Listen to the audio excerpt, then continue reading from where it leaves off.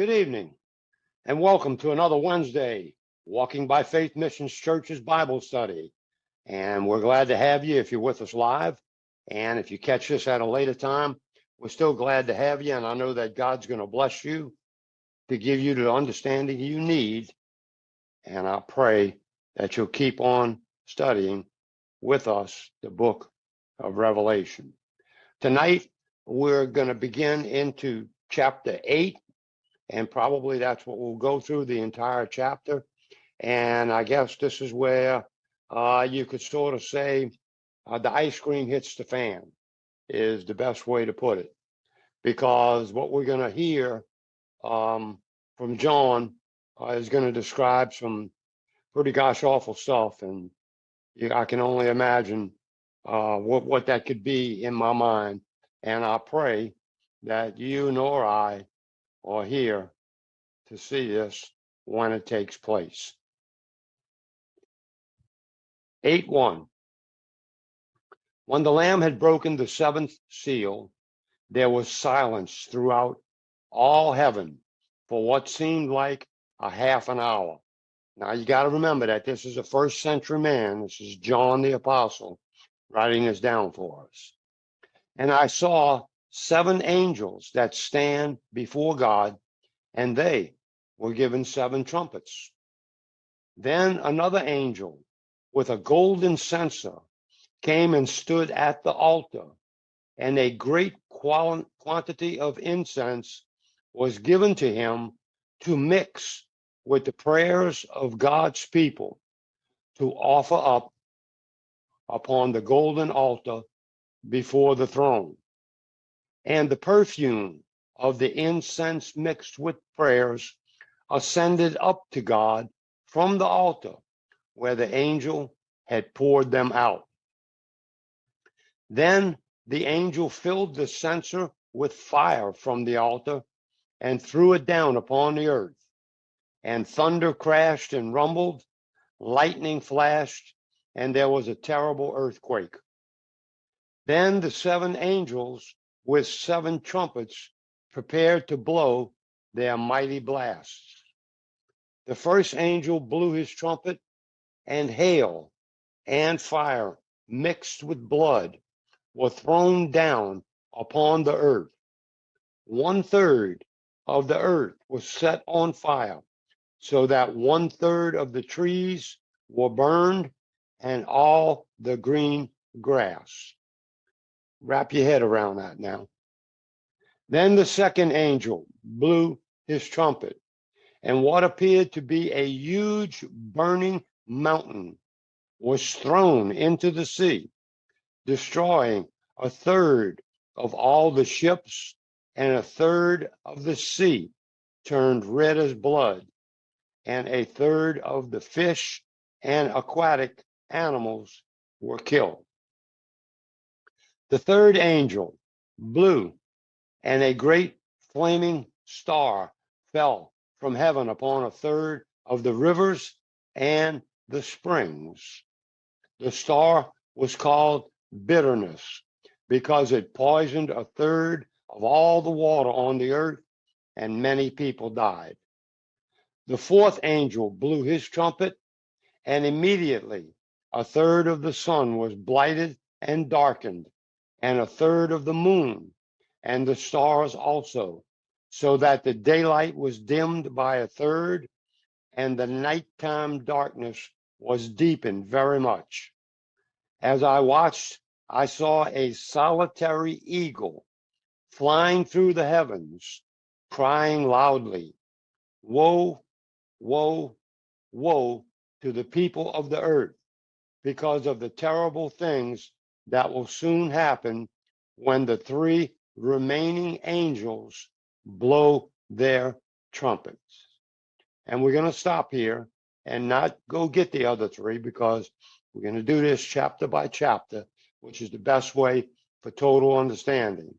So as we close this chapter, just keep in mind that last verse for next week is that the things that will soon happen when the 3 remaining angels blow their trumpets. Now, As chapter 8 unfolds, we can note that John now sees that the seventh seal on the scroll has been broken by Christ, and he also notes that there is silence in heaven.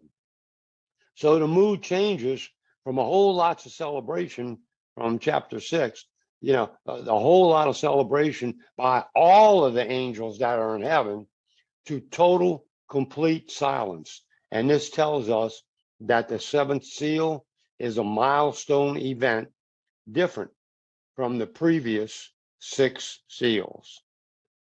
John states that the time of the silence is relative to about half an hour, and then he sees 7 angels standing before the throne of the Father, and they're given trumpets.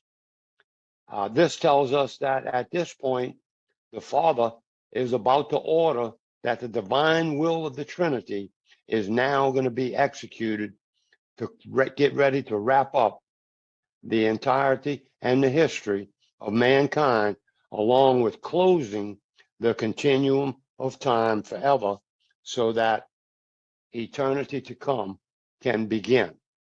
We understand this now because John sees an additional angel come before the throne with a golden censer. And this angel is given a lot of incense, which is to be mixed with the prayers of the saints. Now, all we can do, really, to be honest with you, since we're not told exactly, is speculate. And that could be possibly the prayers of all the saints from the beginning of time up until this point, within the continuum of time, that God our Father had answered, no, not right now. It could also be the prayers of those who are upon the earth and realize what's happening and are offering up prayers. So really just use your best conjecture, and however this fits in for you, just understand that this angel that comes before the throne, okay, is given a lot of incense to mix with a lot of people's prayers. And that's the most important thing, okay?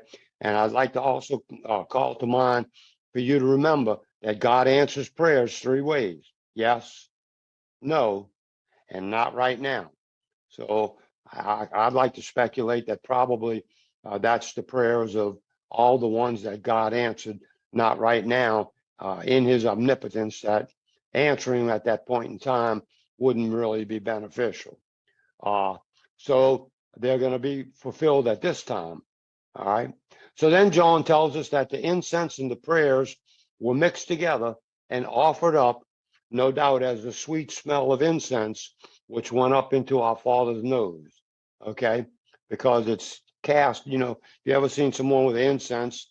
It's a bowl, kind of like a vessel that hangs on a chain, and the top of it comes apart and raises up, and incense is placed on the inside of it, and then the top is lowered back down, and the officiant, whether it was a priest or a minister or whoever it was, would take and swing it back and forth so that the odor would be distributed amongst those who were in his presence. And he'd also take and shake it and what have you. And if you happen to be of the Catholic faith, I'm sure you've seen one of the Catholic priests take an incense, a censer, and just, take and do an offering with it. So John now states to us that after the incense and prayers are sent up unto God our Father, the angel then fills the censer with fire from the altar before God and throws it down to the earth, causing an uproar of voices and a great earthquake, which symbolically fulfills the prayers as judgment from God. So whatever prayers were offered up unto God, he chose in this manner, okay, to take that censer that was filled with the fire from in front of his altar and throw it down to the earth as judgment from him, and he receives the prayers. John now shifts us to the first sound of the first angel blowing his trumpet. And this brings forth the throwing down of fire to earth, of fire and hail upon the earth, which destroys 1/3 of all the trees, and all, that means entirely all, the green grass upon the earth. So for those of you who had the opportunity to visit a forested area, whether it would be a national park or maybe you may live somewhere around Colorado, Montana, places like that that have really, really nice wooded forests. Well, when this angel throws down, okay, this hail down upon the earth, it destroys 1/3 of all the trees upon the entire earth. So this includes Europe, Russia, Asia, South America. This includes the entire earth. And all of the green grasses throughout the whole entire earth are just burned up. Okay. Then the second angel sounds his trumpet of judgment. And John sees what happens to be a huge mountain on fire being cast down upon the earth. And this, more than likely, will either be a meteorite, it could be a flaming meteorite, it could be maybe a planet that God pulled out of orbit. There's really no telling. Whatever fits your mind at this point to describe it to yourself is going to be appropriate. So, more than likely, this meteorite is cast into the sea, and upon its landing, it destroys 1/3 of all of the ships that are on the earth at that time, and 1/3 of all the marine life, and 1/3 of the entire sea turned red. So if you take the Atlantic Ocean, Pacific Ocean, all of the oceans, the Indian Ocean that we have, and all of the other oceans combined together, all right, 1/3 of them now turn red and turn to blood. And 1/3 of all of the marine life, shrimp, porpoise, killer whales, big blue whales, humpback whales, sharks. 1/3 of the entire population of sea life is also killed when the second angel sounded his horn. Now let's move on to the third. And John tells us that he sees a great flaming star falling to the earth. Now, this could be a supernova coming from outer space. It could be another sun shining in a different galaxy. It could be a star. So again, this is for you, the individual, okay, to imagine this in your mind, however it suits it, where it can give you the proper picture, okay? A flaming star falling to the earth, all right? And it was called bitterness because it apparently breaks apart and it poisons 1/3 of all of the water on the earth. And John tells us that many people die. Now, I researched this in the original scriptures and went back to this bitterness thing. And actually, the Jewish name for it, the flaming star, is called wormwood. So if you ever are familiar with the term wormwood, or you ever hear the term wormwood, okay, you can take that to be a flaming star that is coming down to the earth. And now the fourth angel sounds his trumpet after many people have died because of this flaming star. And then John tells us that 1/3 of the sun and the moon and all of the stars are darkened. And thus it is, I guess, to put it plainly and just saying, God's turning out the lights saying, sorry, but the party's over, you know?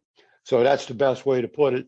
When 1/3 of the sun, 1/3 of the moon, and 1/3 of all the stars in our galaxy go dark, okay?